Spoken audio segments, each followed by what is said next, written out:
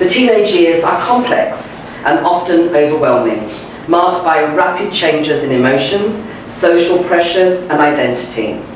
Mental health is a sensitive and somewhat difficult subject, especially with teenagers navigating numerous personal and social challenges.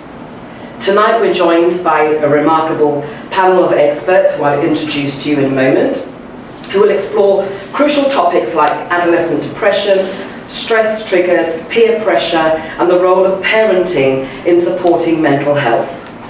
We hope these insights deepen our understanding and equip us with practical tools to foster open communication, resilience, and emotional support for our teenagers. Please remember, you're not alone in any of these challenges. We've all gone through it. This event is about connecting, learning, and sharing. Let's make the most of this opportunity to listen, reflect, and support one another. Thank you again for being here and for your commitment to the mental and emotional well-being of our youth. We'll begin this journey through open hearts and open minds. My name is Denali. I will be your moderator, and it's a very informal but engaging and interactive session. There's bound to be questions. And if we have time at each section, we'll take a question gladly. If not, we'll take it at the end when we have more of an open session for everyone to speak. I hope that's okay. So, our panelists today, in no particular order, Ms. Shalika Jayannath, could you give a wave so they know who's who? Is the principal of Colombo School of Arts and Sciences with an impressive background in pure mathematics and decision sciences from the University of London. She began her teaching career in 1997 and also had roles in strategic finance, consulting, and accountancy. Shalika has been deeply involved in community service as a World Board member for the World Association of Girl Guides and Girl Scouts. And she currently serves as chair of the Sri Lankan chapter of the Alzheimer's Dementia Rotary Action Group. Thank you. Dr. Prabha? Yes, thank you. Dr. Prabha Vidyathilaka is a senior registrar in child and adolescent psychiatry at Colombo North Teaching Hospital in Ragama, a recipient of the Donald J. Cohen Fellowship at the 2024 World Congress. She has organised numerous programs for parents and adolescents on resilience, managing stress, and supporting neurodevelopment needs. Dr. Prabha's work focuses on psychiatric care for young people, and she is a recognised speaker both nationally and internationally. Thank you for joining us today. Dr. Santhushi Amarasuriya is a senior lecturer and head of the Department of Medical Humanities at the Faculty of Medicine, University of Colombo, a clinical psychologist with a PhD from the University of Melbourne. Dr. Amarasuriya has been teaching since 2006, specialising in clinical psychology and mental health. Her work bridges academia and clinical practice, bringing valuable insights into adolescent mental health and well-being. Lastly, Ranil. Mr. Ranil Prasad Tilakaratne is the Chief Operations Officer at 1375 Lanka Lifeline, a crisis support service dedicated to mental well-being and suicide prevention in Sri Lanka and abroad. A passionate advocate for mental health and suicide prevention, Ranil has led impactful initiatives including Footsteps to Freedom, the 73-day walk around Sri Lanka's coastline in 2018, and the 1333 Bikeathon, which is 1,333-kilometre bike ride raising awareness for suicide prevention. With an MSc in Counselling, Psychology, he actively promotes psychosocial support and mental health education across schools, organisations and communities. Thank you. If you could just a round of applause for our panelists. I'm sorry if I spoke fast because I wanted to get through that quickly. Right, so we've broken down the discussion into smaller groups of topics which we've tried to bring together. I will pose questions particularly to the panelists. If you feel a burning desire to answer a question that was not posed to you, please just reach out and tell me, because everyone's opinion is valuable here. I'm going to pose a question first and foremost to our audience today. And it's something for you to think and ponder. You may be able to answer it after the first session, or you may want to answer it at the end. How aware are you of your teenager's mental and emotional health? How do you know when something seems off? So that's the first question that I'd like you all to just think for a moment. And we're going to pose the first question to Dr. Prabha. The question, very simple, is, can you explain some early signs of depression in teenagers that parents and teachers should be aware of? Thank you, Dinali, for that very, very timeless question. Before I embark into the question, first of all, let me congratulate your parents, because you have managed to painstakingly raise a human being for over a decade of their lifetime. So that's a great effort. That's a great achievement. So full power to you. And we are just giving a nudge in the right direction. It's not that we are perfect parents all the time, but then I think it's always an open discussion. So if I go into your question, time and again, an adolescent with depression shows irritability. We are inclined to think that they'll be down in the dumps, but that is not the case. They will be always hot under the collar. They will not tolerate your any kind of joke, any pointing out of a minor mistake. And you wonder what's going on with my teenager. He or she did not used to behave like this before. And then this brings me to the next point. Your teenager might not be focusing that well on schoolwork or extracurricular activities. They'll be very half-hearted, half-focused, and will not be putting their fullest effort on their studies and the sports, whatever the activities they've been doing with a lot of interest. Then we've seen a lot of teenagers indulge overtly in social media, and they go to the extent of withdrawing from the family and friends, locking them up in their rooms, and overtly using social media apps, overtly using the internet, watching pornography, and they will not be basically indulging on anything else other than the social media. And when you go to their social media profiles, you might see that they are always sharing very gloomy and negative posts. That would be quite a change from their baseline. And we've noticed that when they are depressed, even the change of their profile pictures might look like, not that colorful, not facing the audience. The profile pic might be turning their back to the audience. It will be very gloomy. I'm not saying this is always the case in terms of the profile picture, but then this change is something you have to be vigilant about. When it's coupled with the other changes of depression, other behavioral changes, definitely you have to you have to be alert about it, and that can be taken as a red flag sign where you have to seek professional help. Also, you might have to persuade your teenager to attend to their basic self-care. Go and have a wash, go and brush your teeth, comb your hair, be neat, and because they will not feel like doing it, because they are low in their mood.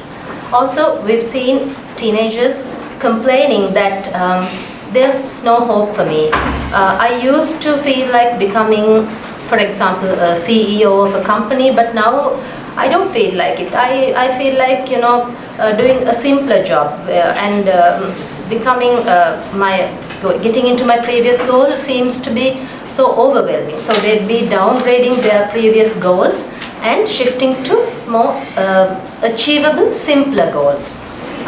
So these are what we commonly see as early signs of depression in adolescents, basically teenagers.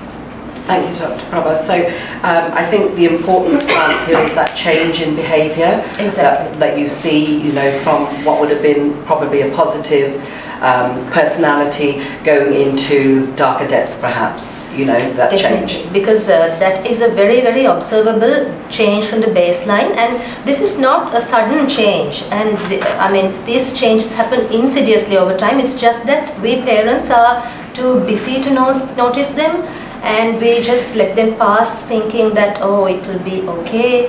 And there's another point with the frequent happenings nowadays, which I have to really focus. If your teenager ever mentions that they are fed up of living and they want to end their life, always take it seriously And this might not be the case with your own child, but even if it's your neighbor's child, even if it's any child that you know, please bring them to us because they do need professional help. Just assessing what they feel like, just accessing their thoughts and emotions would be very relieving for them in this case. Thank you very much for that point. So moving on from that sort of vital information that you've just given us, the question I'd like to pose for Ranil, before I do, I just wanted to share with the audience the stats for 2023. You may or may not know, and they are quite alarming, that the suicides for 2023 for male was about 2,897 for the year, and females 543. So, it's well over 3,000 for a year, which equates to approximately about 10 to 12 a day on suicide. So that's an alarming figure overall. The lowest recorded Ranil sent me today was 8 years of age. The majority of suicides are above 65 years of age, but the most at risk is that 15 to 30-year-old gap where, we have reason to, worry and concern. So the question to Ranil here, as an advocate for suicide prevention, what steps should families take when they suspect a young person is struggling with depression or suicidal thoughts? Yeah, so once again, thank you for having this, and it's a very timely session, because we need to talk about this, we need to create awareness so that people will get the right help at the right time. It's very important because getting the right help is really, really important. Because today, there are enough of services, there are people who are willing to make a quick buck out of the crisis that is happening around you, so make sure that when you get help, you get the proper help. So answering that question is, don't think, well, we have this belief that, okay, teenagers, when they are, from about 13 to 17, they get moody, they change how they, there is physical changes happening. That is true. These things happen. But sometimes when they go through a difficult time, we also put that into the same account. We think, okay, because they are a teenager, so this is happening. But no, when you see the signs that doctor spoke about, get professional help, right? Immediately. Don't put it off. Don't say, okay, let's do it tomorrow. Let's do it, another day. Okay, let me free my schedule, right? Because there will come a time when it's too late. But if you address it immediately, if you identify it, right? Now you got the tips as to how to identify it. Once you identify it, get professional help. And there are services. Today Sri Lanka has come a long way in this field. We are still fighting with stigma, but there is a lot of help. There is a lot of private help, there is a lot of government help. So please talk to a professional, get an appointment. Sometimes they might not want to come, right? Because they don't want to go out. They might not want to leave the house. They're we might think too lazy to go out. But when it's time they need help, you need to get help. So the best thing is to get professional, good help, and take your children. And it's because a lot of people think, oh no, what are they going to think of my child? Are they going to put a label? When we talk about any other illness openly, right? If you go to the doctor for stomach ache, for cholesterol, pressure, everybody knows you have pressure. Everybody knows you have sugar. Everybody knows you have cholesterol. But if you have a mental issue, if you have a problem with your mental status, you don't talk about it. That's because of the stigma. So with programs like this, right, we shatter the stigma and you help these children to overcome this once you get help in the early stage. Thank you, Ranil. So a question to all of you, who anyone wants to answer, is when we say professional help, what are the options available out there to our children? Well, may I take a bite? Please. I think you can add. So whenever you see those signs and symptoms that we talked about, you can get professional help at our government clinics. There are child and adolescent psychiatry services in several tertiary care centres around Colombo. That is my own hospital, Colombo North Teaching Hospital. Apart from that, Colombo South Teaching Hospital, the Lady Ridgeway Hospital for Children. and the National Institute of Mental Health in Angoda. But do not shy away if you can't make it to these places, because all the government hospitals, even the the lowest level of government hospitals, if we call it the district or the divisional hospitals for that matter, also have mental health clinics. So you can always take your child or adolescent whenever you see some kind of a behavioral change. It doesn't have to be, you don't have to be an expert analyst. You have to just notice these behavioral changes. Other than that, you have the helpline, the National Helpline 1926, through which you can get professional help. And if needed, they will direct you to the relevant psychiatric clinics. Yeah, I think I need to agree with Doctor there. Sometimes you might not want to walk straight into a hospital and see, meet a doctor. Then and if you don't know a professional, you can call the number 1926, which is from NIMH. Also, there are private lines. Even Sumitra is available. Then Lanka Lifeline, which is 1375. You can talk to them directly and say, look, I need to take my son or my daughter, and whom would you recommend? Because they have referrals, right? They have referrals which they vet every year, right? So you can call them, and even they have walk-in counselors.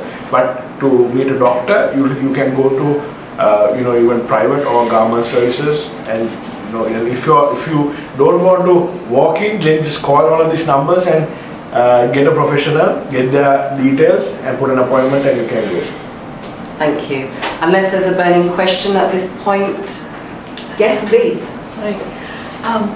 Earlier you mentioned about certain symptoms to look forward to, or look for. And I just want to find out if a child is talking about the purpose of life and actually not actually saying anything positive about it, but like saying more there's no purpose, there's no, what's the point of living? Is that a trigger as well? Oh, well, it's a good question. So this is more not towards pointing towards any particular diagnosis as such, but then what the content sounds a bit shady and you feel like you need to... It's a discussion though, that's the thing. So it's not like he just does it, but it's a general discussion between my son and me, just like he would say that things like, what's the point? Like, what's the end purpose of all of this? Like, what are we achieving this for? Questions like that. I mean, I don't know how to answer that. Definitely, it will be very disturbing for a parent, I know. Then, in that case, without irrespective of the fact that whether you're talking about self-harm or not, whenever you are communicating with a teenager, you have to be as unbiased as possible, and you have to show that, okay, I'm not trying to approach a particular judgment, I'm just trying to have a good conversation with you, and I'm trying to be friendly and open so that you can open up to me. So with that mindset, you can just see what your teenager is trying to convey to you about the education. It could be about sports, it could be about relationships in general. So you have to see whether your teenager is going to talk about feeling hopeless, helpless, guilty or pessimistic about any sort of area in life, and whether your teenager divulges any sort of plan to self-harm or any sort of suicidal ideation for that matter. So whenever you are communicating, obviously the parent knows the child the best. You will realize whether there's a marked shift towards the negativity from the baseline, or whether this is just a general conversation. If your gut feeling tells you, okay, this is beyond my control, definitely bring your child to the services, because that would be the best gift you can give. And sorry, I was just going to say on that note, Dr. Prabha, I'm assuming dialogue is the most important aspect there between the parent and the child, and entering into that communication and dialogue. But factors like age, I mean, it's a hard question to answer. I can see Shalika is also thinking. I was just thinking of the other side of the coin and wondering, because students at school, they do have, I mean, we underestimate the sort of the depths of the conversations that they're capable of. And, some of them tend to get extremely, even the rascals that we have, sometimes we don't expect it from them. But they come up with these very philosophical questions, because you said, what's the purpose of life? I mean, it could be, it shouldn't all be doom and gloom, and hopefully it's they're just trying to, they're asking, and I think the fact they voice it, I don't know, I think the danger is when they don't voice anything, because teenagers are very good at hiding things. So the fact that they're voicing it to you, I think, is less, concerns me less. But I think we should also be aware that, and not jump to the conclusion. Having said that, you can't take a chance. So I think it's a case of, but I think if they're speaking to you, the other thing is also to be able to ask them whether they would feel better speaking to someone. And that could also start if the school had with the school counsellor. Yes, that absolutely. would be a starting point as well. Thank you. Are there any other questions in regards to awareness? I just want to ask one question. Yes. When you try to talk, parents have to talk to the children, they should not analyze them to understand it. So when you give advice or counseling, how do you talk to them? You try to analyze them, or you try to understand them? Well, initially, not to step into any kind of judgment, just allow them to open up and have a normal conversation without thinking of which direction it could lead you to. And whenever you are communicating, I think we'll be approaching this matter later on, never to discriminate, never to compare, and never to intimidate them, because teenagers have this perception that they are good at a particular thing, and they will not get into the dangers that by taking a particular risk that the others will do. So they kind of have this overestimation about themselves due to various neurobiological changes that are happening at a very quick pace in their developing period. So in this period of life, they are bound to have various overestimations, think about taking various drastic decisions for which you might have to intervene and direct them, kind of give them a nudge in the right direction. And all these conversations serve that purpose. So as a parent, you have to be there for them, you have to guide them, but the core should be to not intimidate and to never compare them. Because if you do that, you will go into a dead end in the conversation. Your teen might not feel secure enough to open up to you later. So always to have a good balance in your conversation and to allow your teen to feel freer and allow them to be themselves, voice themselves, so that you will be able to prevent them getting into various risks later on. So to keep a communication open at all times. That's right. Yeah. I can do one more question on this round, and then yes. Doctor, are there doctors at National Hospital at any given time, or do we have to? Do the parents have to make pre-appointments? We do have doctors at any given time. Even after 4 p.m. we have the on-call doctors doing their rounds. So whenever a patient comes to us, we decide how risky and how early we should intervene, and depending on that we either give a date or we see the patient immediately.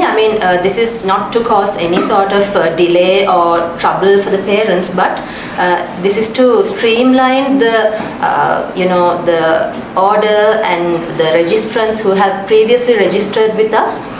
Because all psychiatric assessments take a fair amount of time and energy, so we have to be able to focus on each patient with our fullest. That's why we do this, organization and regulation of registrants. So it all depends on how urgently we should intervene.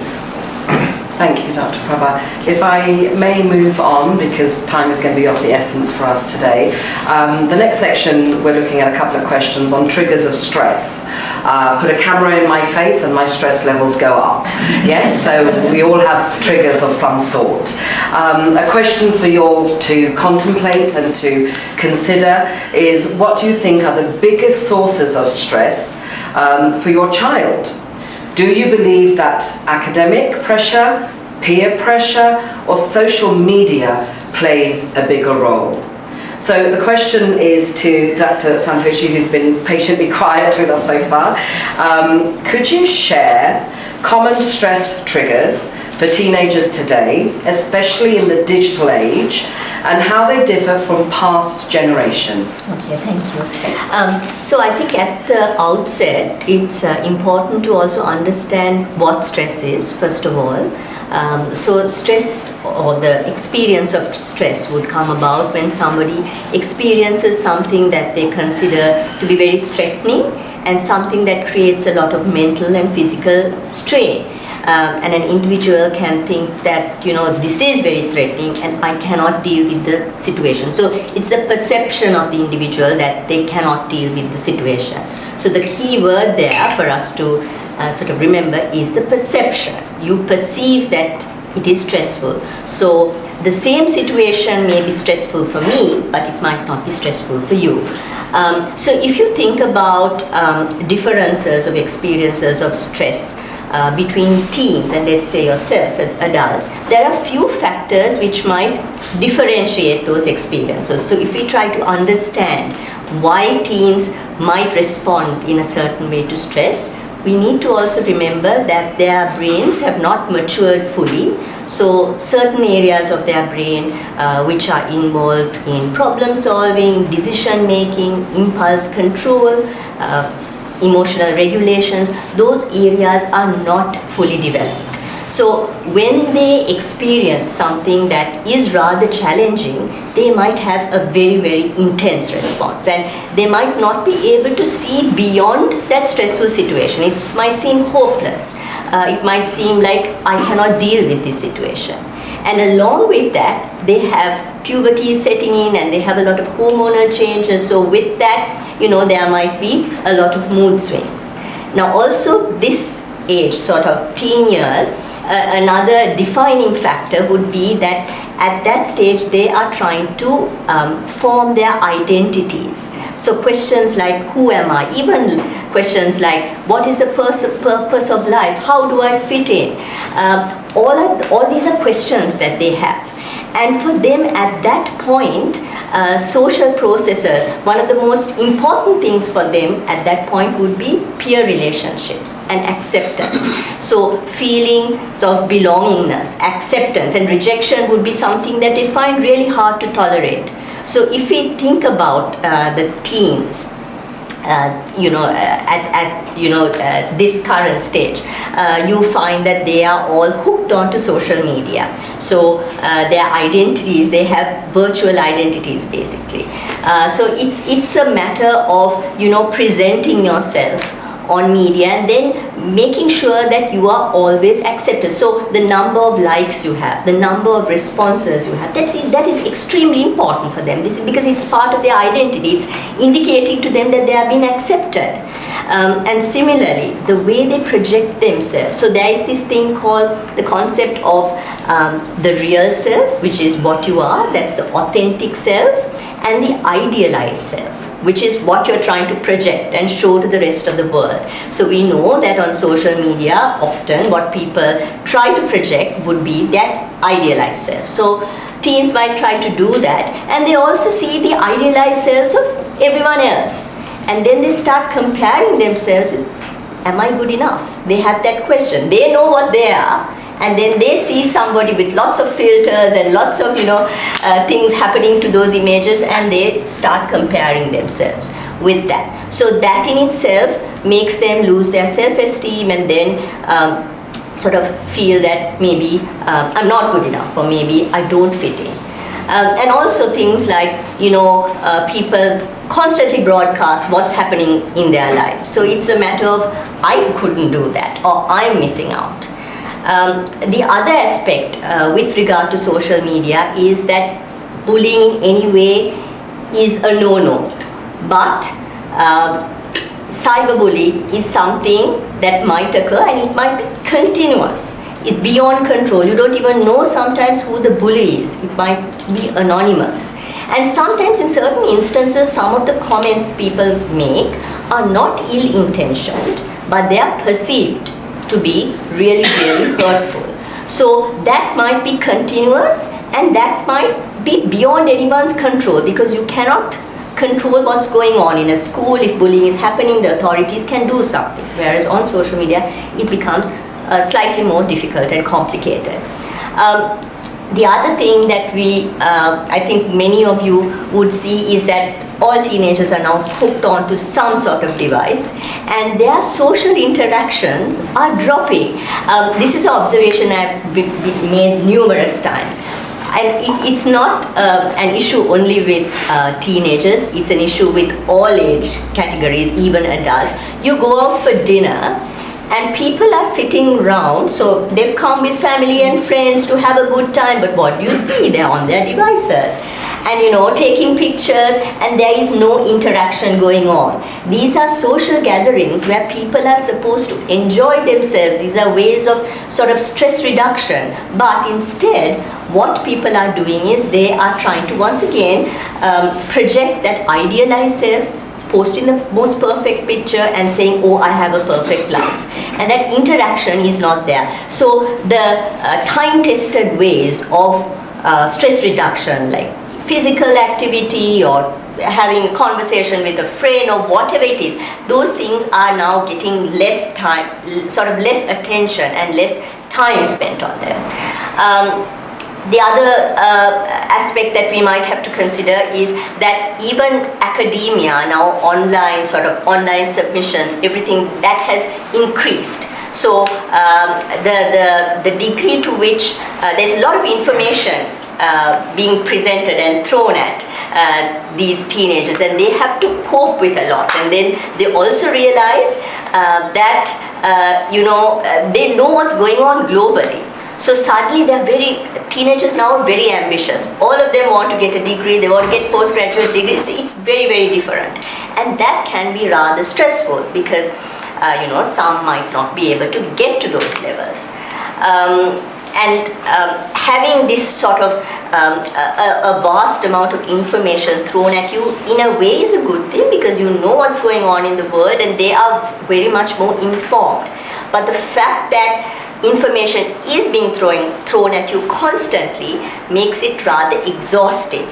There's a cognitive overload, and that can be difficult, exhausting, and something, once again, which leads to a bit of burnout. So there are numerous reasons that can trigger a stress reaction, and we have to be mindful that these teenagers might not be equipped sometimes to deal with these challenges, because if they are at that stage where they have not fully developed.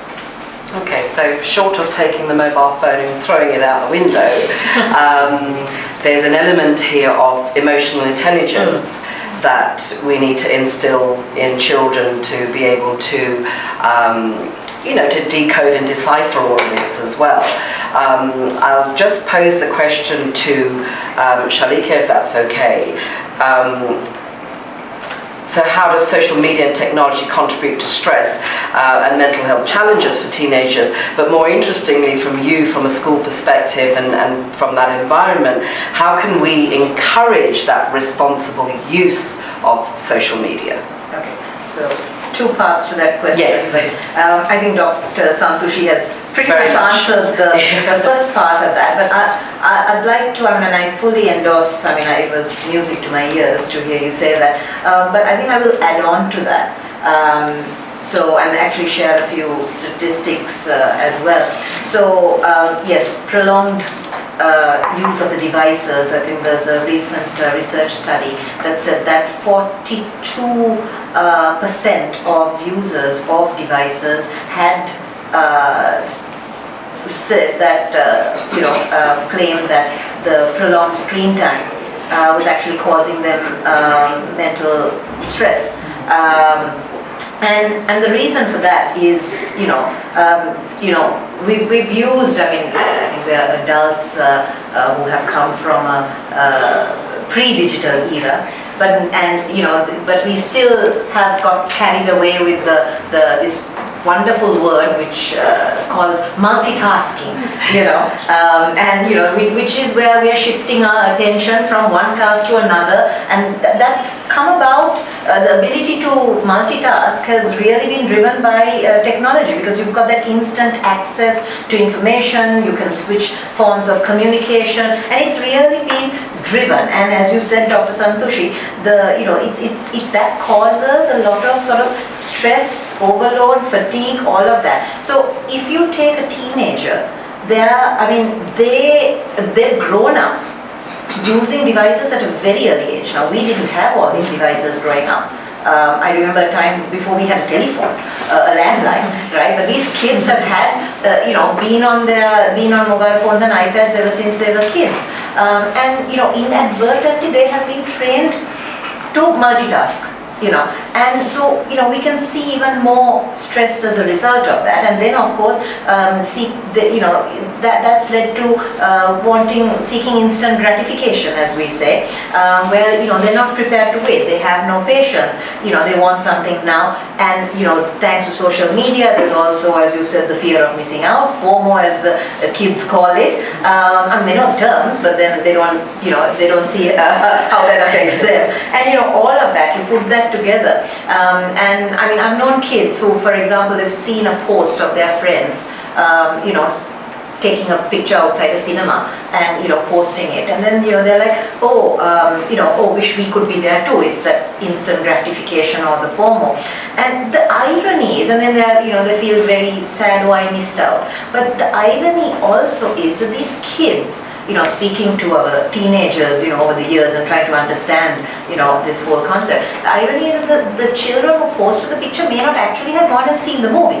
But the kid who sees the picture then thinks, oh, I didn't get to see the movie. And then the problem is that they overthink things. So from I didn't get to see the picture, it becomes like, oh, my friends didn't ask me, because as you say, they're waiting for that validation. My friends didn't ask me, they don't like me. That turns into, oh, I have no friends, I'm so alone, and it's kind of a downward mental spiral. So that's the problem being that the kids are teenagers these days.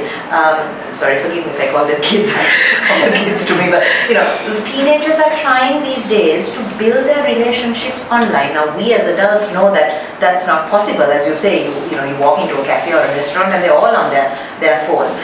They're not talking to each other. They're having a conversation digitally, but building a relationship means a face-to-face conversation, which they don't have. And if they don't get an immediate response, then they start questioning the relationship. Screen time is the other thing, which has the screen, sort of, I don't know whether it's what it is, whether it's the reels or what it is, but it has the screen time has also shortened our attention spans. I think in adults it's now down to, it's decreased, it's down to something like 8 seconds, or I saw multiple studies, someone said 4 seconds. It's just scary. For children and teenagers, it's in that 30 to 40 minute range. But what that also means is that 25% of our teenagers, well, on one hand, because they have a very short attention span, they're not listening. But 25% of them actually cannot remember. They forget key important details related to their close friends. So how do you build a relationship when you're not listening to them and you can't remember what's important to your friend? So, that kind of is a huge issue, and why I'm harping on relationships is because that's what helps to ultimately strengthen your resilience. That's your support group that tells you, okay, even if things go wrong, there's support, there's care, there's people out there for you, you have a support network, and ultimately that strengthens your resilience, and these kids don't have that. So again, it's compounding. It's like a vicious cycle, which is compounding the problem. But in terms of your question around what do we do, very tempting to have parents just chuck the devices, but I disagree. I won't advocate banning the devices, because whether we like it or not, we are in a digital era, and what we need to do is teach them to use it responsibly. So, I think we need to encourage them they need to be educated, and then they need to be encouraged to be self-disciplined about it. And actually, outside of schoolwork, I would say social media use should not be should be limited to under 2 hours. There's actually a correlation as well that I keep going on and on about, where more than 2 hours on social media, actually there's a direct negative correlation in terms of academic performance. But that's a different conversation. But not more than 2 hours. And I think also there is the possibility. I think there's also the space for, us as parents, as educators, as adults. I think we need to be role models as well. True, we lead more hectic lifestyles, we sign up for all kinds of things, and and then we also fall into that trap of always being on the devices. But I think we need to set an example, because children will subconsciously copy us as parents, and we need to be able to say, okay, it's dinner time, this is where we build a relationship, we have a conversation, and to be able to say the phone can wait.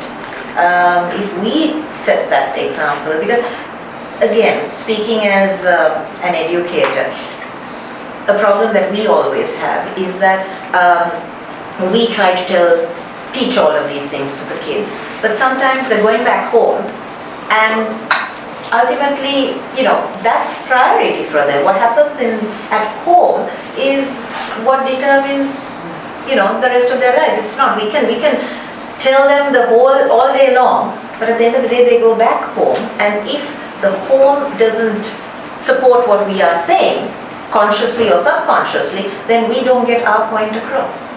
All we can, so it's a tough one, but I think there is really space for us to set an example as role models. So, Shalika, just taking that from your academic side of it, from the school environment, Ranil, what can Principal Shalika do in terms of policies and programs to support teenage mental health, really?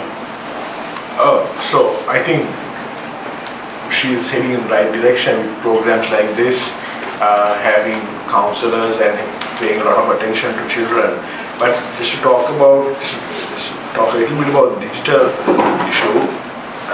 See, when the TV came into our houses, right, there was a lot of story and speculation, and oh no, the big monster is there. And today, digital world is here. Whether we like it or not, you and I can't fight Meta, right? It's here, but we have to learn to live with it. And like she very correctly said, we can't tell our children not to be on the device, and we can't be on the device. When you come home, and finish your work. I'm pretty sure all of us are very busy with all our extracurricular activities, and we are doing so much of good to the world and all that. But your priority is your home, your children, right? Imagine, for example, our hotline, we get so many calls, right? We have option where they can chat, right? So we get about 600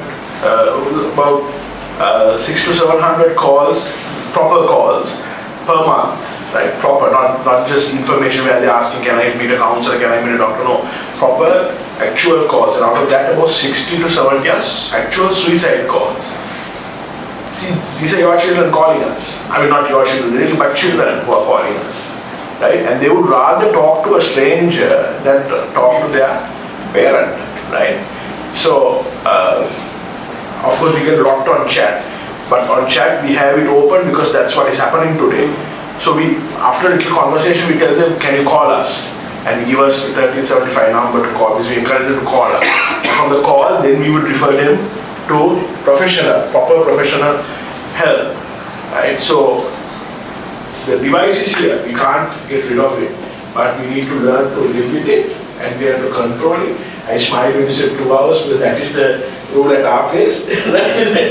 Nothing more than 2 hours. You can be, a good friend Devendra say he knows my son very well. He writes and does. I mean, they are much more advanced than us, right?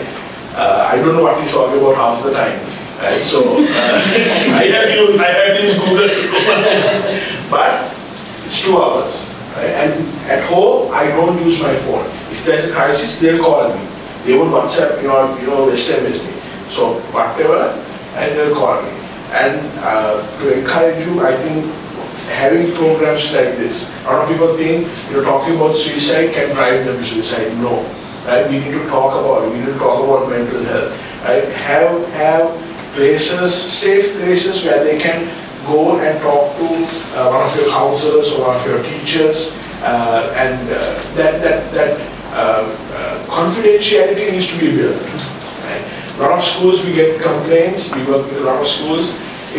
Council is there, beautiful room, beautiful facilities, no children coming because they don't have confidence in the counselor. So that has to be there.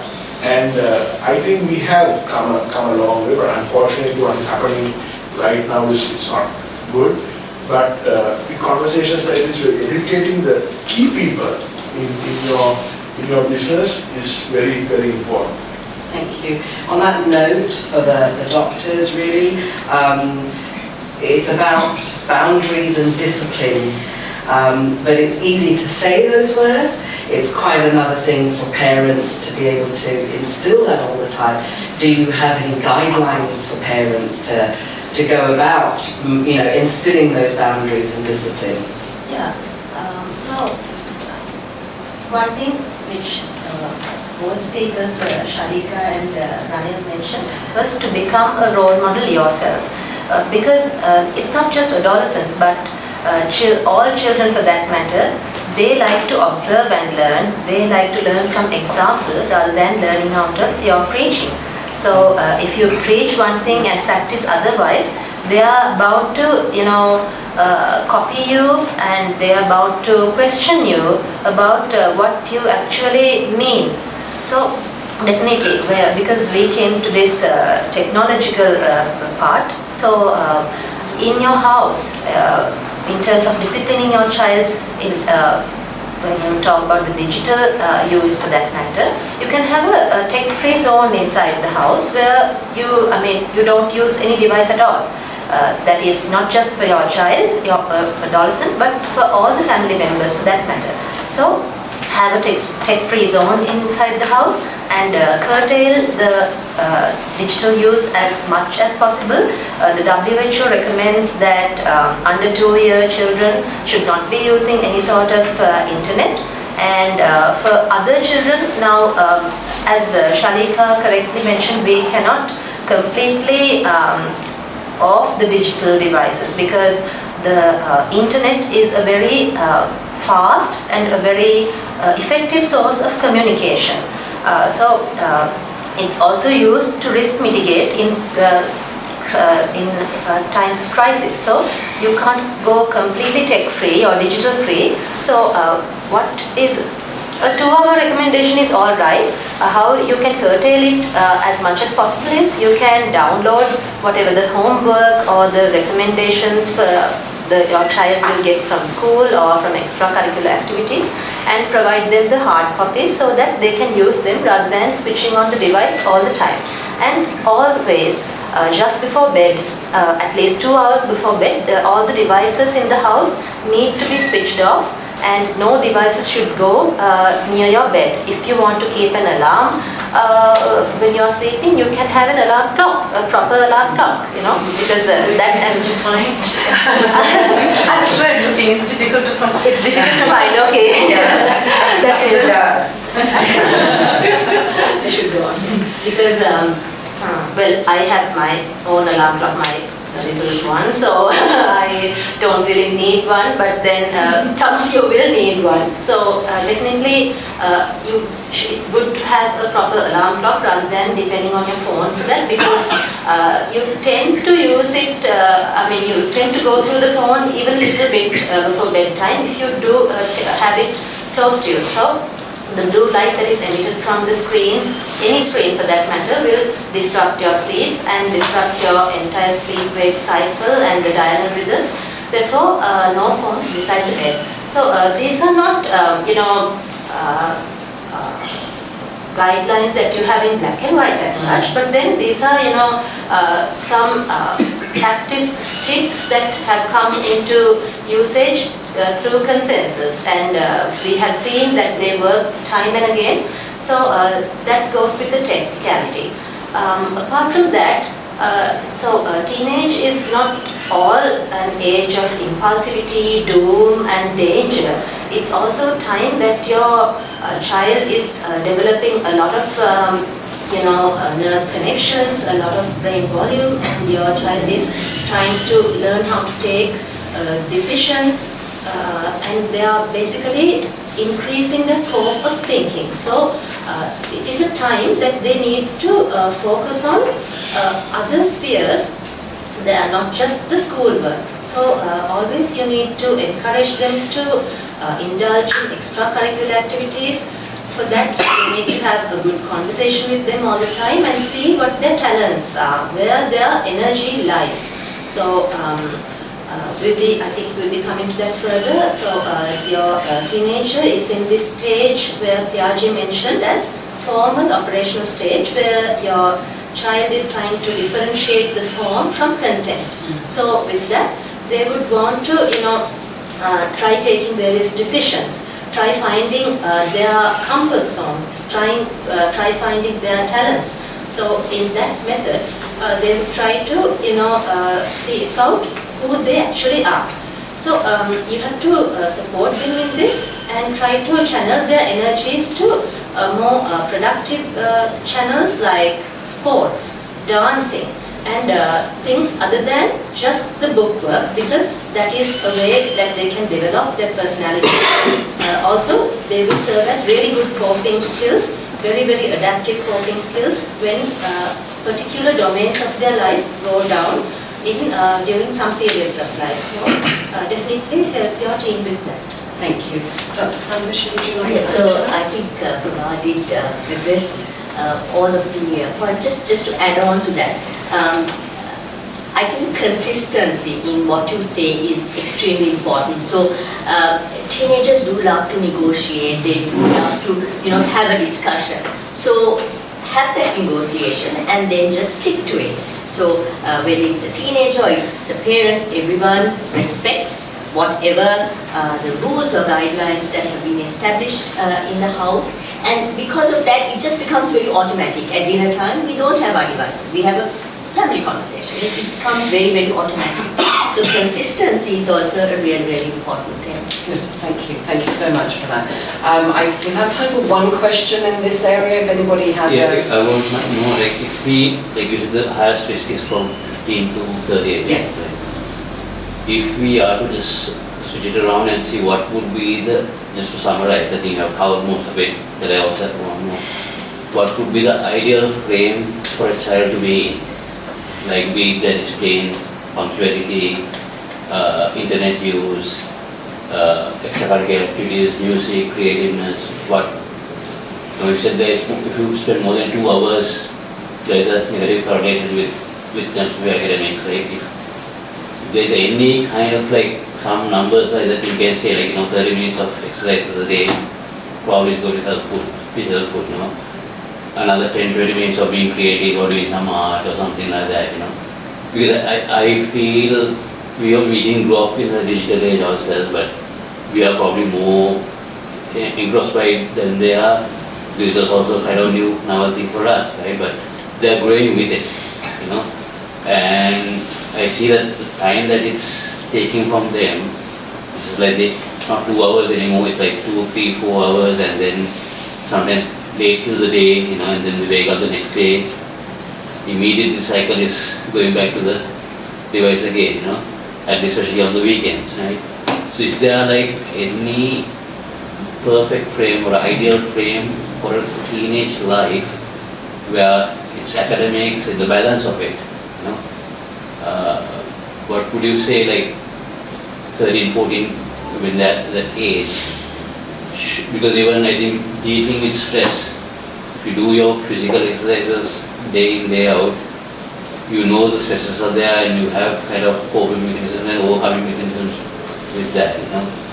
If you're being creative without a device, you're more relaxed, you know, you have that period for that. And I just want to, because just to schedule, because I think discipline is a very, very important part. It's like starting from the parents itself, which is what we are teaching them also, right? So is there like a good or an ideal timetable, kind of like a timetable, but not to be strict. If we had that. Not to be strict, but just to have some sort of a dialogue with them and say, no, you need to put 10-20 minutes to do something creative, you know? At least cleaning up your room or your. I mean, it's a difficult one to answer. In that, I want to go back. I mean, I want to go away from the the problems already and see what the perfect conditions might be. Yeah. So for us to replicate. So I think fine. Sorry. But you go and then I go. So it's very difficult to find a perfect solution, right? But okay, something that I have experienced is the timetable I have set is with discussion with my teenager, right? So I have told him, okay, what time can we get up? We live right behind his school, right? And he says 7:15. I said, nothing happening. Nothing happening. So then he's, okay, so his time is 7:15, my time is 5. But we come to an agreement, right? Where he gets up at 6, right? And from 6 to 7, I have also made it active. I said, okay, 6, you get up, you need to feed the dogs. Then he has something to do. And we negotiate, okay, how many hours are you going to study on from Monday? Okay, Monday you have classes, what time do you have classes? So Tuesday you have practice, Thursday you have Wednesday. So you negotiate, but because now from here you know what are the good and the bad, right? See, when we were talking, I remembered the famous saying, when we were growing up, do as I say but don't do as I do. But today, it is the other way around. They don't do what we say, they do what we do. Right? So if you are going to put a timetable, discuss and put a timetable, you also need to respect that timetable. And actually, be very honest, who gave them the device?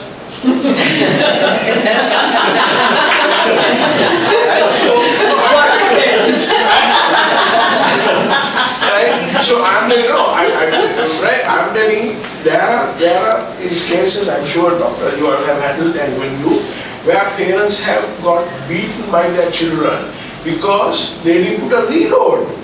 Not because they didn't buy a 200,000 computer, because they didn't put a reload, right? And see, we always need to remember we are parents, right? They have enough of children, beautiful friends they have, right? And when they come home, we are the parents. And I don't mean you need to be strict and like what we went through, but you need to be open enough where he comes and talks to you. That is a beautiful thing, right? So if you are going to put a timetable, I'm fine with that. I agree with timetables, but you need to talk to them, negotiate with them, set the timetable, and you need to stick to that timetable first. That is what I think. I don't know. That is what I do. Shalika?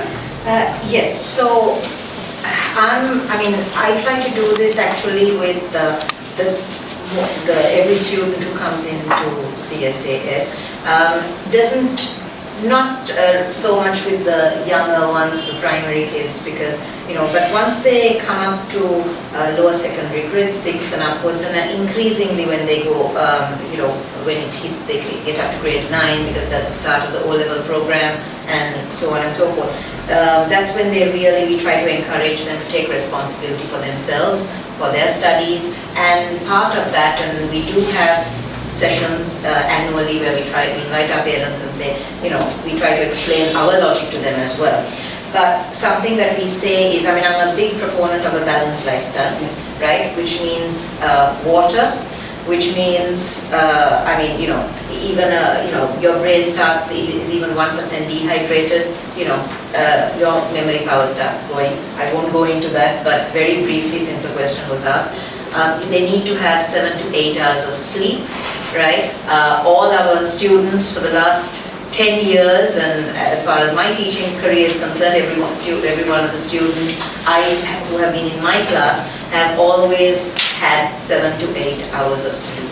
Right? They don't study the night before an exam. There are certain things that I have instilled, and we've got our results. So I don't think parents have to worry so much. I do come across kids who are breaking rest all night. I don't think that that's required at all.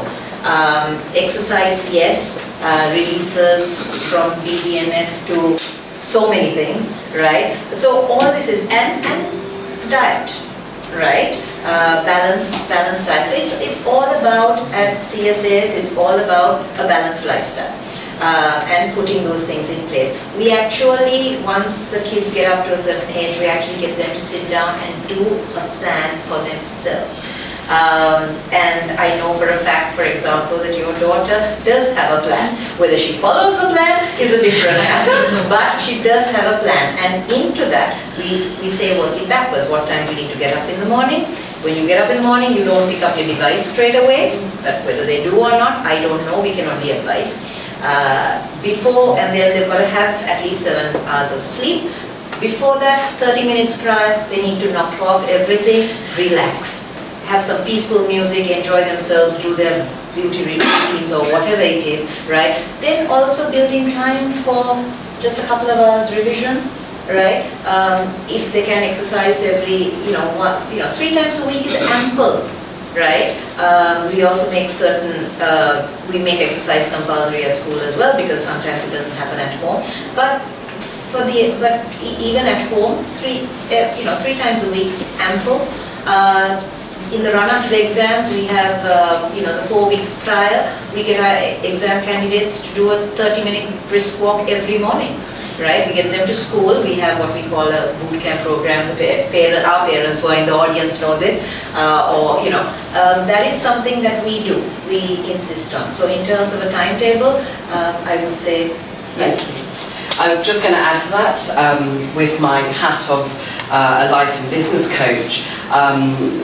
I often say it's different strokes for different folks. No child is ever going to be the same. I have 2 daughters, they're chalk and cheese. And, that's really what you have to determine. It's their passion and purpose.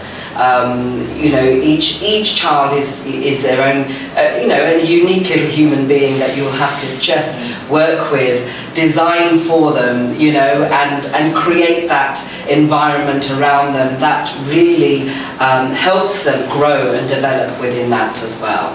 I'm going to quickly move on, if that's okay, there's a few more things to get through. So the next topic, I'm sure it's every parent's favourite one, hormonal changes. Yes, we all see them. So basically, have you noticed mood swings or behavioural changes that seem to go beyond typical teenage rebellion? So there's just 2 questions here. One is for Dr. Prabhai here. How do biological or hormonal changes interact with environmental factors like home and school life to influence a teenager's mental health? So we all know that during teenagers, the sex hormones, there will be an upsurge. So it's estrogen and progesterone in females and testosterone in males, which gives rise to your teenagers' sexual characteristics. Apart from that, the growth hormones will also increase. So there'll be your teenager will be growing up in height and weight. Along with that, you have to know about what happens to dopamine and serotonin as well. So dopamine is your brain happy hormone. It is the hormone that is secreted whenever your teenager, or anybody for that matter, gets some kind of a reward. It could be a sport, some kind of achievement in sports or education. It could be a psychoactive substance. It could be a positive relationship. So the dopamine is not just the happy hormone, but it also causes impulsivity. So in teenagers, the dopamine level is slightly higher. That's why they are more impulsive than the adults. And then the serotonin, which is the calming hormone, it is the hormone that relaxes you, it calms you down, and in a teenager, it is slightly less in the level. So that's why they are more restless than when they become an adult. So when you come to neurobiology, it's not just the hormones, but also the cellular changes for that matter. So there are grey matter and white matter changes.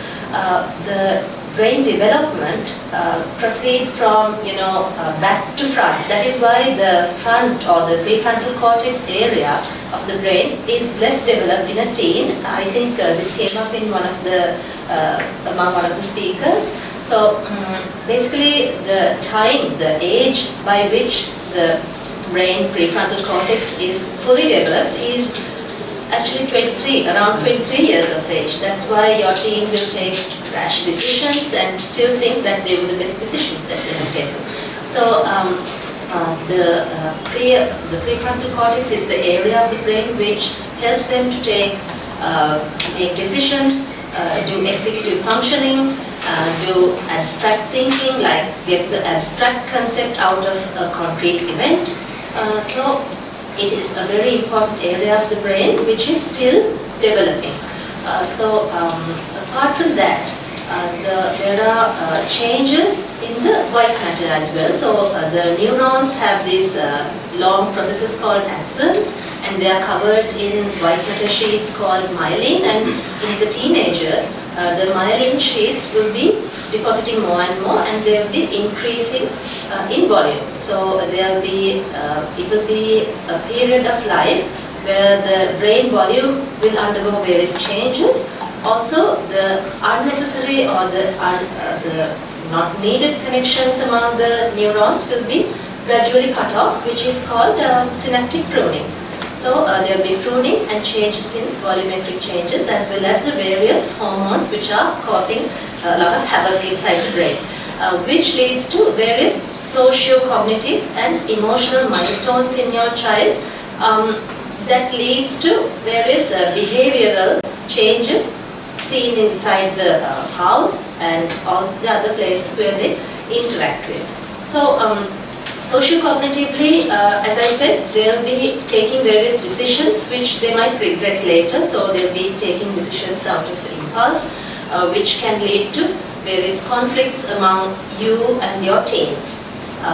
Also, your teen will be living in this personal fable. That is, it was a term proposed by David Elkin, where it says that the teen thinks that, okay, if I take this particular risk, I will not fall into the danger that my peers or anybody else fell into. So I can do drugs, I can do all kinds of risky behaviors that anybody else would have fallen into a danger, but I will not be. I will be protected. So this personal fable is something that comes with the the dopamine surge actually. Other than that, so let's not doom the teenager all the time, because this is a time where their brains are developing, and as I said, they are trying to find their identity. So they'll be resorting to various channels, trying to find their strengths, and they'll be, they'll be taking various, they'll be going through various milestones in terms of their education and finding the suitable career pathway. So they'll also be taking good decisions for themselves, and they'll be making good plans for themselves. So you should not always undermine whenever they take some kind of a new decision. Instead, you should be there with them, have a positive communication and give them the relevant guidance. Emotionally, well, they will be frequently having mood fluctuations. Even when they are, not depressed, they will be going through various episodes of, sub-threshold depressive symptoms. They'll be down sometimes, and in a minute they will be fully okay. They'll be really happy at one point, and instantly they will feel down. So these are also coming with the hormonal and the neuronal changes. Other than that, your teen will have a rather volatile sense of self-esteem. This comes with, as Santoshi mentioned, whenever they see some kind of a very filtered and very, modified image on social media, they would try to imbibe that, try to compare themselves with the particular image. So this comparison is going on inside their mind, You might add to that burden by comparing them more and more if you do so with the neighbor or any relative. So that's why we always recommend the parents to never to compare your teen with another teen, because your teen is a very unique person. So with these changes in the brain, they will obviously face these milestones. Other than that, there will be a lot of peer pressure and various pressures to pursue their education, to choose their career paths, and to be the best or at the top of their sports. So it's in a way a very challenging era for them, but also it's a time when they are trying to find who they are. So what they actually need is not to, they don't actually want you to mold a completely different person which you have in your mind, but instead what they need from you is a guidance, a nudge in the right direction so that they can proceed with your support. Thank you. I'm thinking boarding school's a good answer right now. Dr. Santoshi, please help us, give us some coping strategies and tools to help not only the parents deal with their teenagers to stress, but to help the teenagers overcome stress as well. Okay, so I think we've touched upon this, Prabha just touched upon it. We did talk about the fact that their brains are still maturing. And along with that, their coping mechanisms also may not be very much matured. So they might find it difficult when they are confronted with difficult situations. So that might be one reason. And the second reason is, if you think about the way you cope with situations and a teenager copes, you must realize that you have a lot of past experience. Experience also teaches you a lot. So they might not have faced so many incidents. So whatever they face might be the first. There might be a lot of novelty in what they're facing, and they might find it really hard to do it. So the coping mechanisms that they might use might be rather maladaptive. So things like becoming aggressive or isolating themselves, or even things like substance abuse might be things that they will explore, because risk-taking behavior, as Prabha pointed out, is higher at that age. They might think that, you know, I might survive. I'll take a risk and I might survive. Now, since we've been talking about the topic of suicide as well, suicide is also one way of coping, but it's a maladaptive way of coping. But for the teenager, that might be the only coping mechanism that they are seeing. They might not see the other four very adaptive mechanisms that there are to deal with problems. So as parents, you may play a major role in helping them to cultivate these mechanisms. So we talked about open communications, opening up those channels. That is extremely important. Now, we think that teenagers have vast social networks, but we must realize that their networks are limited to their parents and their friends. That's it. They don't have any more. They don't have access. AI has become now another sort of agent there, but there is no person behind it. So those are the two predominant networks. So a lot of research, in fact I did some research, but it was with undergraduate students, asking them who they would reach out to if they had a problem. And the problem I was describing was depression.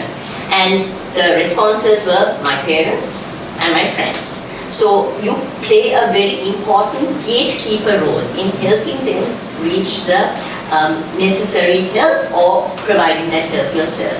So as parents, opening up those communication channels, validating those feelings, being very non-judgmental, that is all very important. So the word empathy that we hear quite a lot comes in here.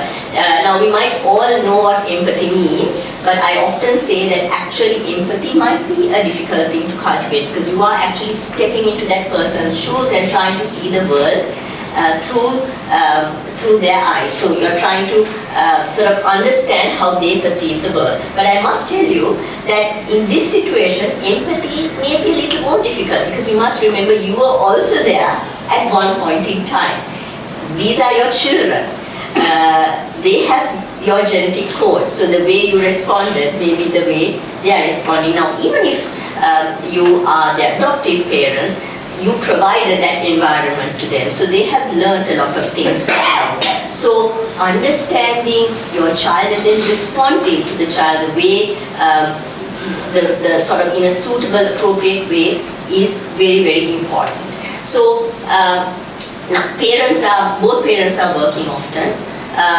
So time becomes an issue. But making the time, so if your teen is having a problem or you're not having a difficult time, making sure to ask them what's going on.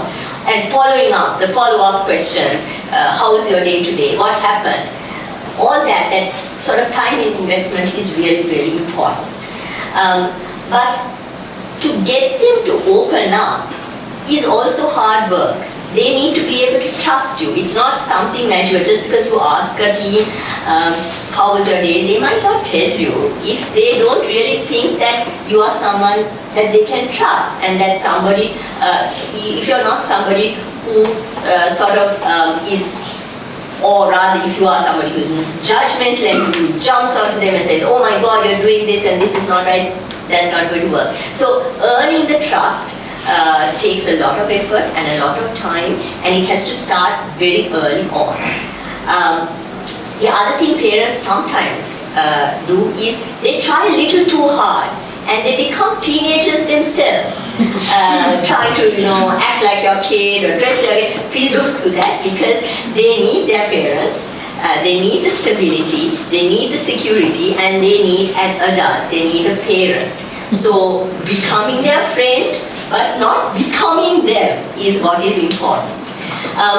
Going beyond that, to help teenagers, because that was an important aspect of that question,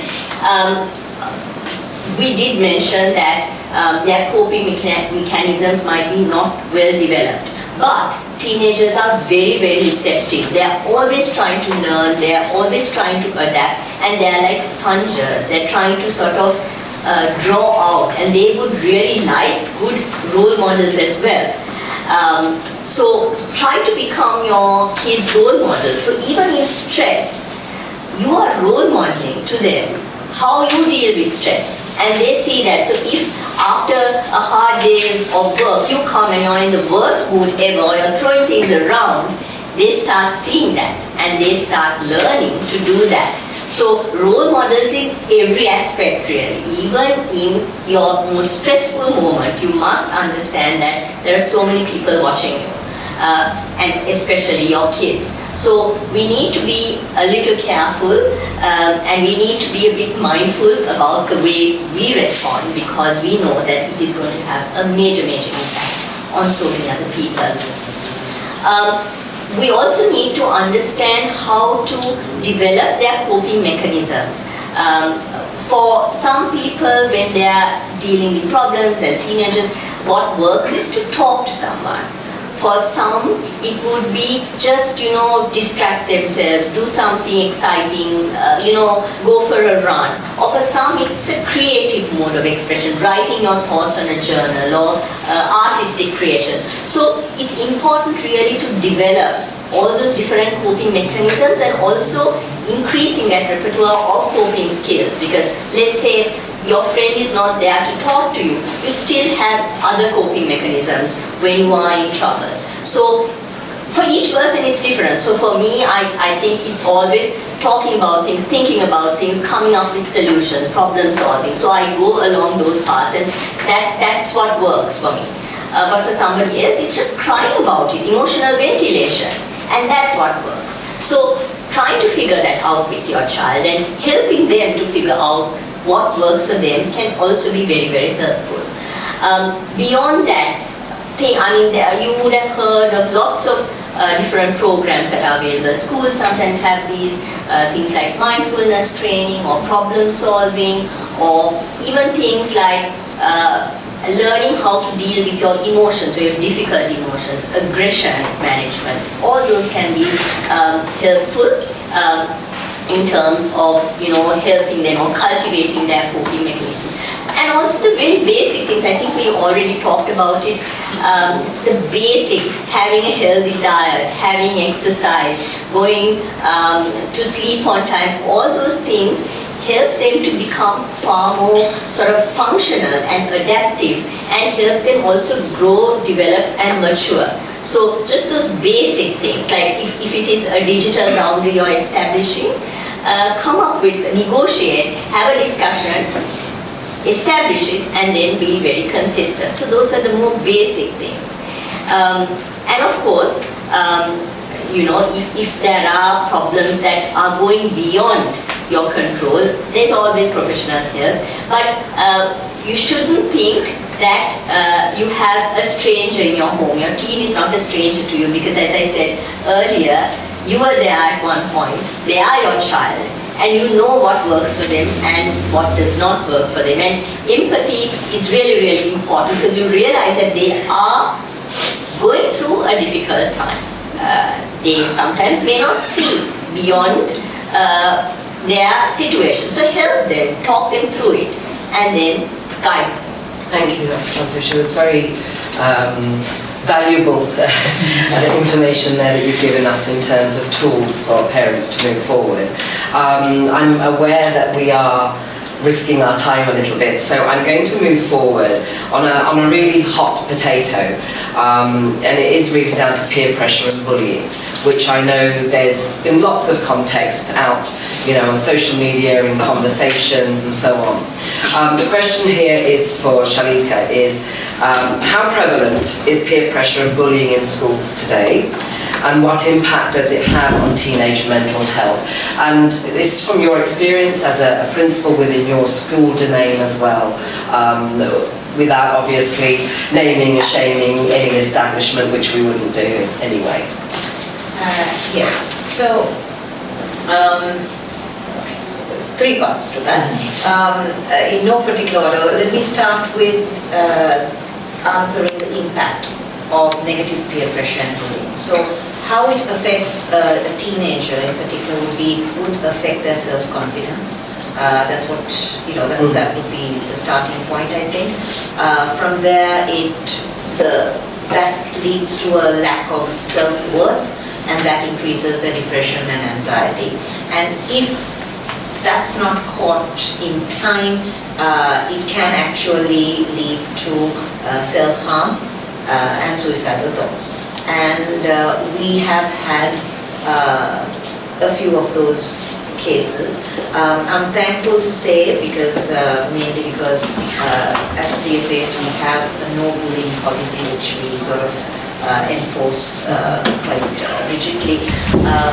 It's not, and we regularly have chats with our students as well as to what, you know, the fine line between sort of, you know, what constitutes bullying, right? And you know, the sort of, you've got something like being mean sort of there on the fence, sort of trying to explain what each of those mean, because especially I think with the younger generation, I find that nuances they don't get, you know. So it's trying to explain those little gray areas, and you know, making them understand that, you know, it may be that they're just, it's just that they're teasing, they don't mean any harm, but it's nevertheless hurting someone else and affecting their self-confidence or self-worth. So we have, but we have, I mean, so we don't have at CSAs, I'm thankful to say, we don't have a bullying issue to deal with, but nevertheless there is peer pressure, and you know, and in general, like, you know, teenagers, these are things we have to deal with, and we have kids whom we know have self-harmed themselves at home, or, you know, and we've so we've tried to, where relevant, actually support those kids.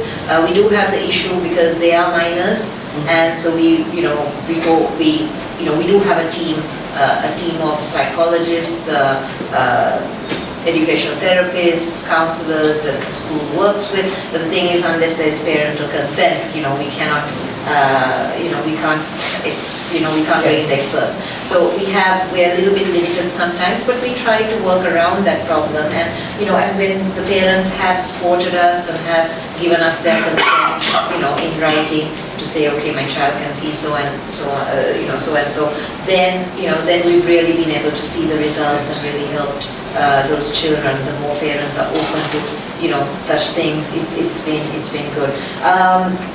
You were asking though about the prevalence of it. So, I can't, it is there in schools. Yes. And there was a very in-depth UNICEF study that was done just as COVID was starting back in 2020. And they surveyed, across north, south, east, west of Sri Lanka. And out of all the kids that they surveyed kids, that interviewed kids, that interviewed teachers, principals, counselors, and it's a very comprehensive report. And what they found was, of the children that they surveyed, 47% of children claimed that they had undergone, in a typical month, 47% of children said that they had been subjected to either physical or psychological bullying. 34% of the children admitted to being the perpetrators of that bullying, right? And the sad part for me reading that report was that about 27 or 28% were bystanders who joined in. They didn't say no. Now, there's limited research over the COVID years, but I think there is an indication that post-COVID, that the bullying in schools have increased. Now those stats were from the children's perspective. There was also data in there, qualitative data in the same study, the UNICEF report, about how principals and teachers and counselors reacted to the bullying. And I found it very, very sad that those categories of adults felt that there were more important things to be discussing rather than bullying. And furthermore, they felt that, I'm paraphrasing, if I remember it correctly, it was that they saw bullying as necessary to toughen up the weaker kids who didn't have social issues. Yeah. So my question is around, what does that say about the support systems that are available in schools to, for children who are undergoing such bullying? It's a huge question mark, but I cannot speak for in schools other than my own. Yeah. Thank you. Taking that point on board, Ranil, and with your work that you do through the Lifelines and CCC, what exposure or experience do you have with regards to children and bullying in Sri Lanka? What are your views? Like I said, it's there, and there are areas we think that bullying is only in Colombo, but it's very prevalent even in the outskirts of Colombo, right? And sometimes because it's not dealt with properly, it continues. Sometimes you just punish the student who's bullying, and then even maybe tell the student who's the victim, you might blame them and say, ban up, or because you don't, right? So because of that, the bullying continues, because the bully has not been addressed. Because sometimes the bully, he himself or she herself has an issue that needs to be dealt, most of the time. Right? And if we address that issue, you will see a huge change in that child's life. Right?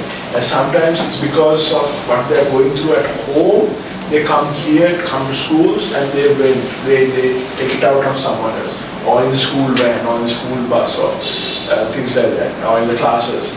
So if you talk to the student and talk to the child and see why they're doing that, then you can change them a lot.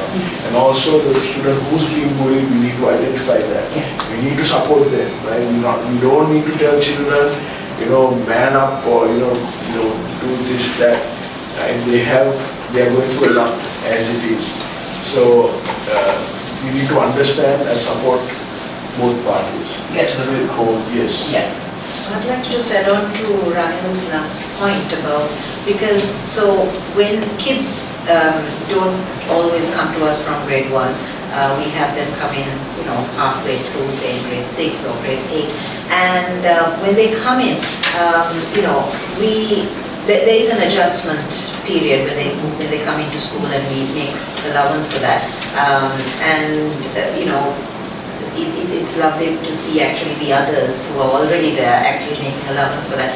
But there is an adjustment period, and ironically, we see that kids who have been bullied in the past actually come in and then bully others likewise. I mean, it's funny because they come in saying they're trying to get away from the bullying, but then they come in and exhibit that sort of behavior. But the kids, I mean, we have ours is a small school by design. We don't have more than 12 kids in a grade, and therefore it's a real family culture. And one thing is the kids look out for each other because of that. And it is lovely to see the others try to advise them and give them that little space and say, okay, try to be understanding, try to show some empathy and understand that, okay, they're going through this, and we'll give them some time to adjust. Absolutely. And sometimes it's not only children who bully, it's also the parents, the uncles, the aunties, the grandfathers, the grandmothers. So if your children are being bullied by a relation, then we need to put our voice down. And we shouldn't say our time. There's this thing where we say our time and their time is totally different. And how is their time when our time is done? So we need to put our foot down and say, no, I'm not going to allow that.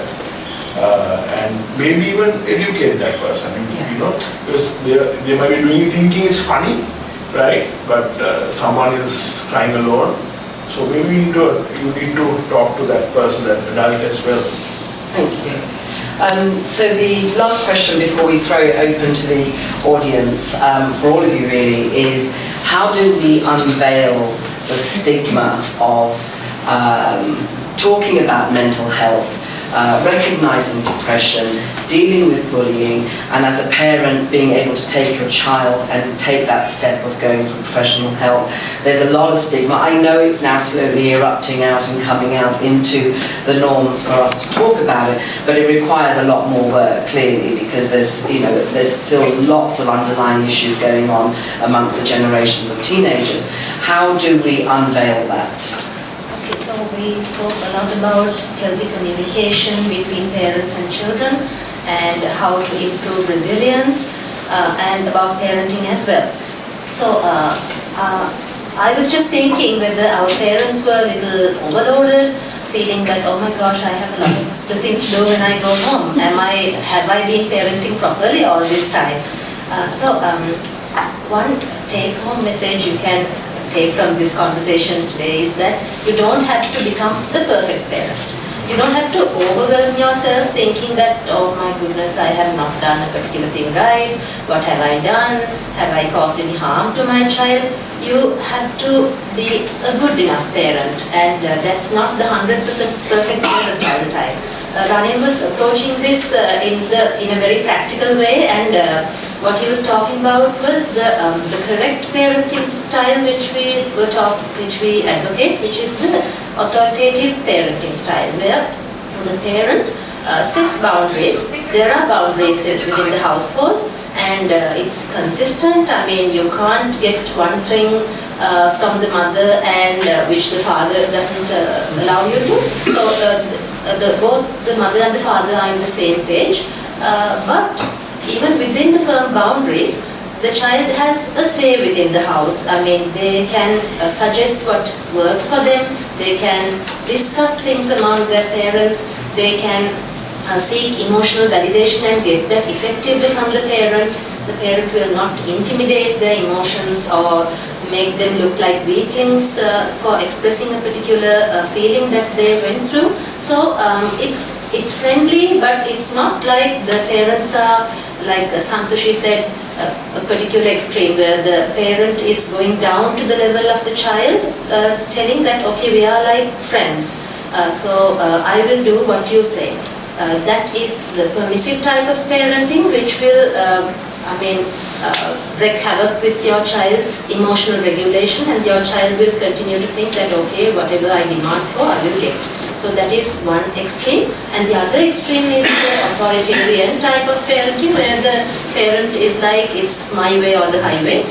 I provide you with lodgings, food, and you have to show me the grades. And if you don't, you are doomed. It's not like that. So you have to come to this balance point of being an authoritative parent, and while you're doing that, always have your me time when you're, every day, at least have about 15 minutes per day for yourself to look after your self-care, because even that your child will be watching, right?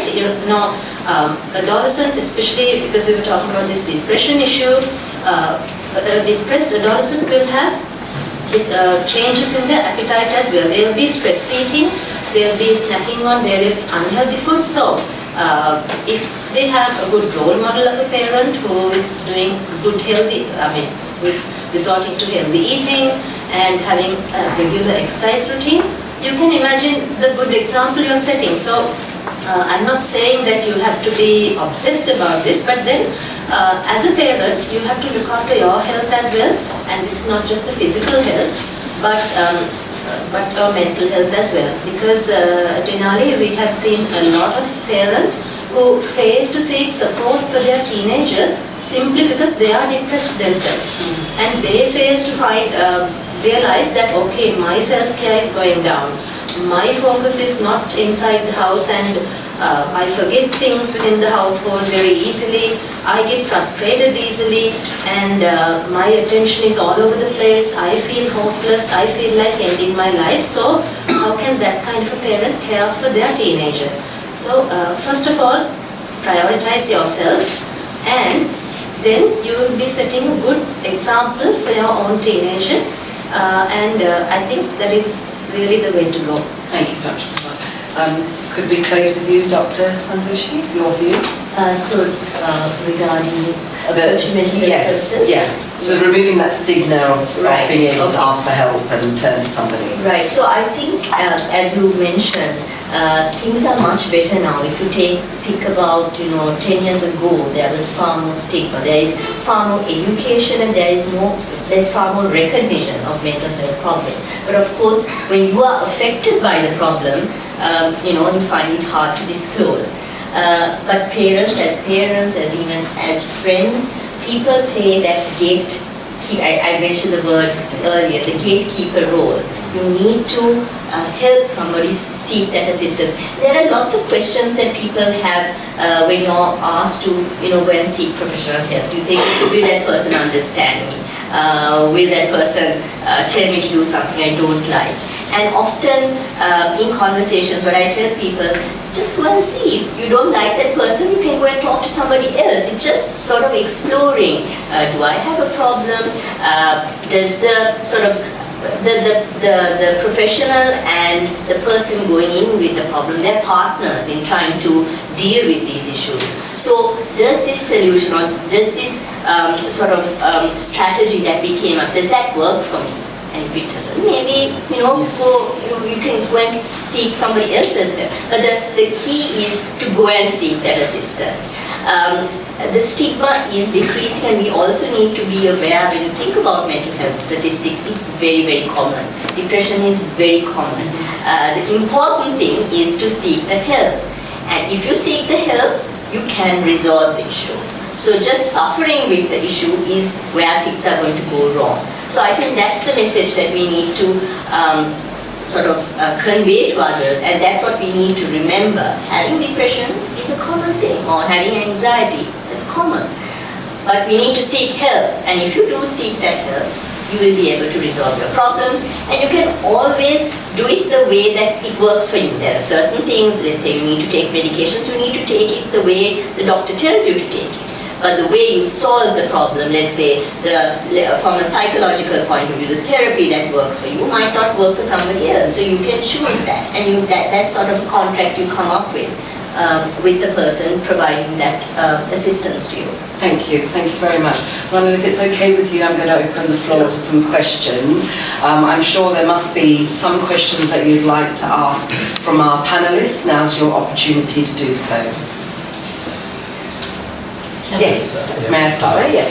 Yeah, say with the onset of COVID, talking about the teens who are just getting into teens, they would be the children who went through it when they were grade 2, 3, 4, those wonderful time of life which was stolen basically, they were confined. And I see that during that period, it was drilled into them, masks, the washing of hands and all.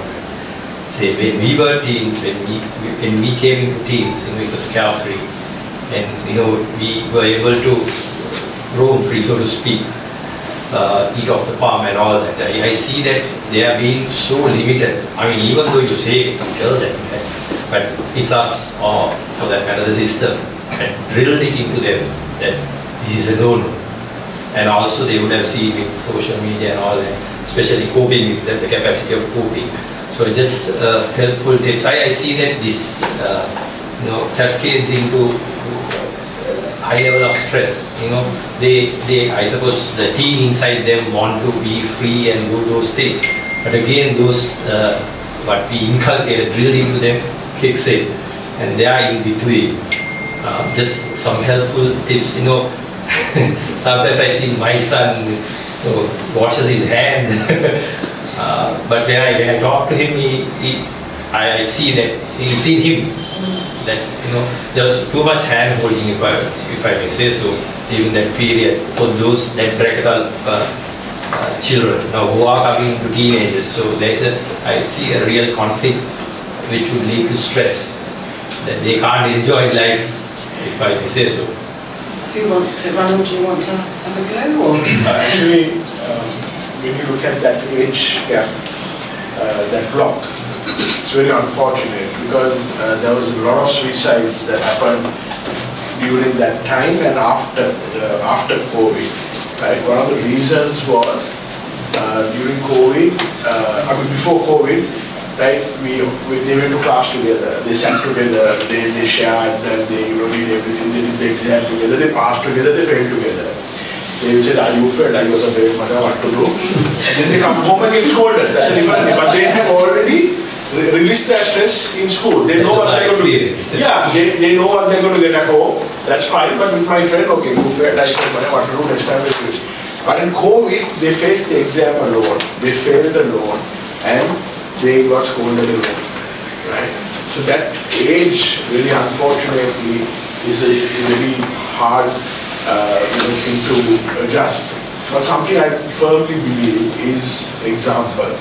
Right? If we live that example, if we now we came out of COVID, then after COVID we went into economic crisis, and we have gone through a lot. Right? I remember when the 2018-19 bomb blast happened, and there was curfew. My son now got his curfew, right? And so they had not been through that. But if we are an example, if we lead by example, like I said, before our parents used to say, do what I say but don't do what I do. But now it's don't do what I say but do what I do.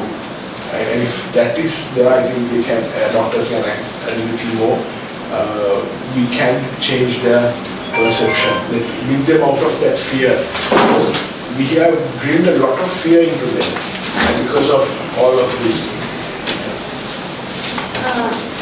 To add to that, just to differentiate these children who are easygoing, children who are really impulsive, and children who take everything seriously. Not just this hand washing matter, but then taking a very broad view. So it all comes down to the child's temperament. We have the cluster Bs who are kind of impulsive, they get aggressive very easily, and they don't, take things that seriously. So that kind of temperamental children, we have to ground them, set them boundaries, and kind of coach them to take things, take relationships and events more seriously. For the child that type of children which you were discussing, where they take the hand washing or take any sort of thing very seriously, well, as a parent, what you can do at home is like try to disrupt their routine a little bit. I mean, if they are trying to keep their room or their working space as neat as possible, disrupt it a little bit and make them feel okay about, not being neat all the time. They might be the type of children who are trying to, write the neatest letters possible, maintain the neatest notes as they can. So just tell them, make them aware that being neat and sticking to this orderliness and being being perfect all the time is not a requirement. You can not be perfect and still get good marks and still survive. I mean, the biggest problem with the perfection seeking and the orderliness seeking children is that they perfect one task till late night and they fail to attend to the rest of the tasks. So if they have 10 tasks, they will have completed one task up to 100% and they will be 0% on all tasks. So tell them it's okay to not to be perfect sometimes, and it's what is required from you is to understand concepts and attempt all the tasks as well as nicely as possible. And these children that we were just talking about, they are very, very sensitive, overtly sensitive, I would say, to changes in emotions and behaviors of others. I mean, they take all the behavior changes of other people personally and in a negative manner. Like, for example, if one of their friends would not notice them in the hallway, they would think, oh, my friend is angry with me. It must be something to do with me. So you have to tell them never to personalize every behavior of the others all the time, and give some emotional validation for them. How did you feel when your friend neglected you or your friend ignored you?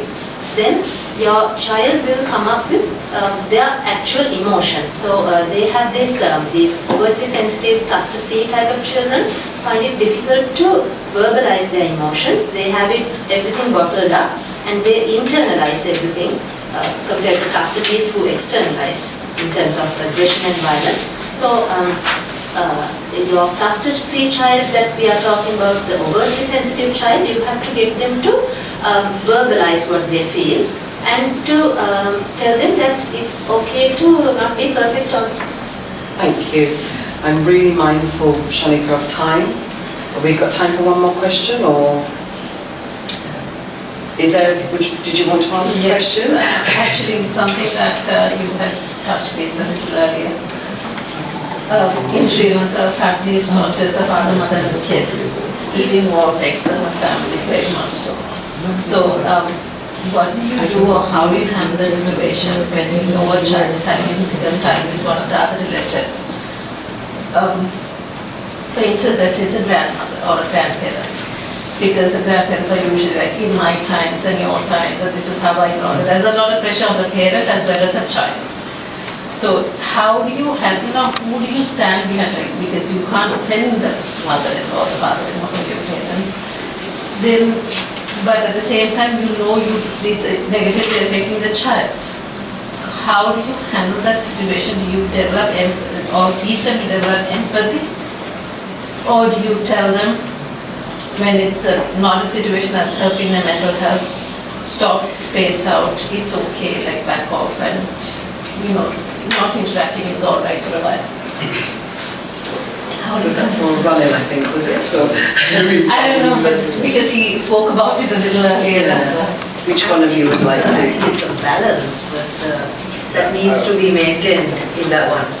I think sometimes we need to also see what is happening, whether it's just them giving advice, but they love to give advice. Grandparents, they love to spoil, right, their grandchildren. That's why they're there for, right? But we can always also explain to our children that, right? If this is why they are doing it, right? And try to help the child to understand the background they are coming from. But if it's a bullying situation, if they are saying, you are walking awkward, or you talk funny, or talk, about women in these aspects, if they are saying something, then you just come in and say no. Because at the end of the day, you are the parent, right? I am the parent.